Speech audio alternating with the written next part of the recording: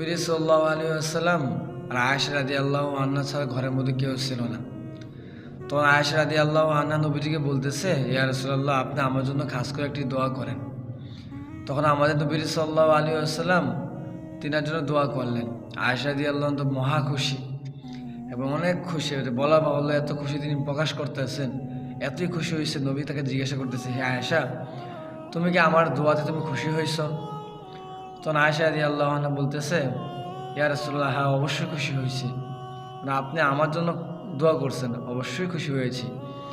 নবী দোয়া করেছেন এমন যে, আল্লাহ আপনি আয়েশার সামনের পিছনের গোপনের প্রকাশ্যের ইচ্ছা অনিচ্ছা গুনাহগুলোকে আপনি মাফ করে দেন। আয়েশা রাদিয়াল্লাহু তো অনেক খুশি।